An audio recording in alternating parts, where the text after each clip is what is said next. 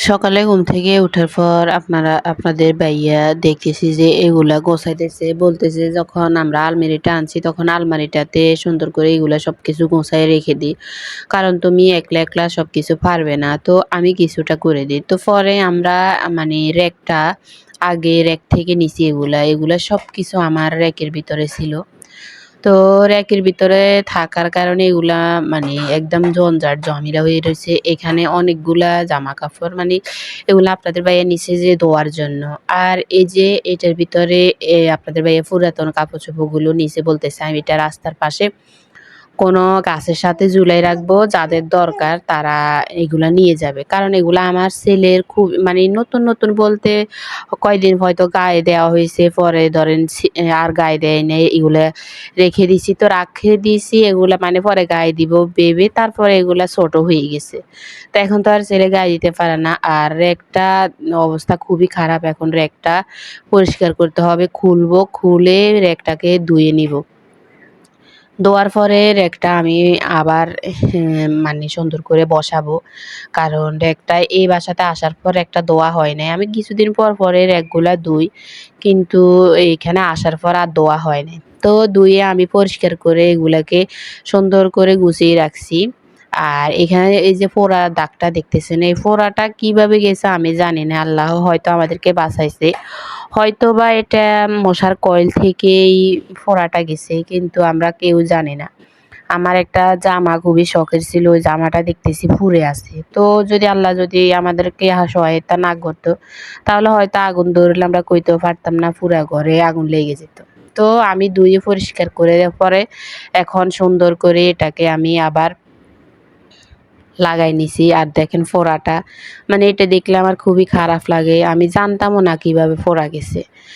তো হয়তো আল্লাহ তাআলার একটা সহায়তার হাত ছিল এর জন্য বেঁচে গেলাম। আর এখানে আমি রান্না করব। কোনো কিছুই খেতে মন চাইতেছে না। আর আপনাদের ভাইয়াকে বলতেছি যে ঈদের দিন মাংস খাইছি, মাংসগুলো আমার মন ভরে নাই। তো পরে বলতেছে আবার রান্না করো। তারপরে আমি আবার মানে আমাদেরকে বাড়িওয়ালা যে ১ কেজি গরুর মাংস দিছে, ওই গরুর মাংসগুলাকে ভিজাইছি রান্না করার জন্য। আর এখানে আমার আদা রসুন ছিল তো আমি আরো একটু বেটে নিছি। কারণ ব্লেন্ডারে করব না। আমি নিছি অল্প করে বেটার জন্য। আর ওখানে জিরাগুলো বেটে নিছি। আমি হয় কি আমি সব মসলাগুলো একটু বেটে নিই। মানে সবগুলো তাজা, তাজা মানে এগুলা রান্না করলে খেতে ভালো লাগে গরুর মাংস। আর এখানে পেঁয়াজগুলো আমি বেটে নিছি। পেঁয়াজও বেটে দিলে হয় কি মসলাগুলো একটু বেশি মাখা, মাখা হয় গরুর মাংসে। তো খেতেও অনেক ভালো লাগে। এই যে এখানে আমার গরু মাংসগুলো ফ্রাই হয়ে আসছে। আপনাদের সাথে মানে রান্নাটা শেয়ার করি নাই। ওই যে এদিকে কাজ করতেছি আবার এদিকে গরুর মাংস বসাইছি। তো সময় পাই নাই। ভিডিও তারপরে রান্না-বান্না সবকিছু তো নিজে একা হাতেই করা লাগে। এর জন্য মানে আর পারি নাই আরকি। গরুর মাংসগুলো কালারগুলো খুবই সুন্দর আসছে। আমি একটা জিনিস চিন্তা করতেছিলাম যে মানে ১ম এ যে তেলগুলো বের হচ্ছে না কেন? তেলগুলো বের হচ্ছে না কেন? অনেকগুলাই তো তেল দিছি। পরে দেখতেছি যে কষানোর পরে সব তেল বের হয়ে গেছে। এখন তেলের জন্য সুপসুপা করতেছে। আর এখানে আমি ডাল রান্না করছি। ভাবতেছি যে আমি ডাউল দিয়ে গরুর মাংস দিয়ে খাবো। গরুর মাংস দিয়ে ডাউল দিয়ে খেতে খুবই মজা লাগে এবং মানে যারা পছন্দ করে আরকি তাদের কাছে খুব ভালো লাগে। তা আপনাদের ভাইয়া বলছে যে তাহলে একটু ডাল বসাও। তো আমি বলছি ডাল বসাইছি, ডাল অল্প কয়টা ছিল তো ওগুলাই রান্না করে নিতেছি। তো পরে বলতেছে আচ্ছা ঠিক আছে। তো গরুর মাংসটা আমি চুলাটা বন্ধ করে দিছি কারণ দেখতেছেন মাখা, মাখা হয়ে গেছে। আর ডালের ভিতরে এখন আমি তেল মেরে নিবো, তেল মেরে আমি খেয়ে নিবো। মানে তেলগুলো দেখাচ্ছি যে এতক্ষণ আমি তেল দেখতেছি না, এখন তেলে বস, বস হয়ে গেছে। আর আমার শসা সবচাইতে বেশি প্রিয়। আমার যখন পেটে ব্যথা ছিল তখন আমি শসা দিয়ে ভাত খাইছি। আর তখন থেকে আমার শসার প্রতি একটা আকর্ষণ। আগ থেকেই আমার শসার প্রতি আকর্ষণ ছিল। কিন্তু এখন মানে সবসময় আমি শসা দিয়ে ভাত খাইতে খুবই পছন্দ করি এবং খুবই ভালো লাগে।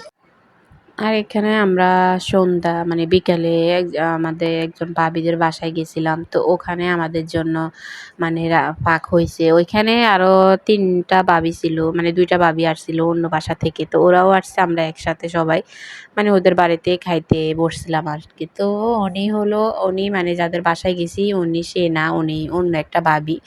তো উনি সবাইকে বেড়ে গুড়ে দিতেছে আর সবাই খাইতেছে। আমাকে বলতেছে, "বসেন ভাবি বসেন, একসাথে খেয়ে ফেলি।"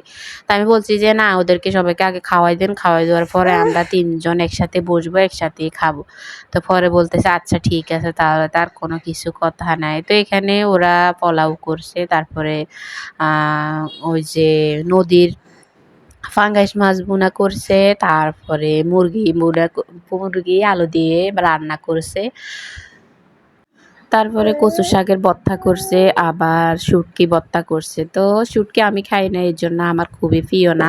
আর কচু শাকের ভর্তা আমি খাই। আমি এর জন্য মানে সবাই আমাকে বলতেছে, "আপনার শরীরে তো রক্ত নাই।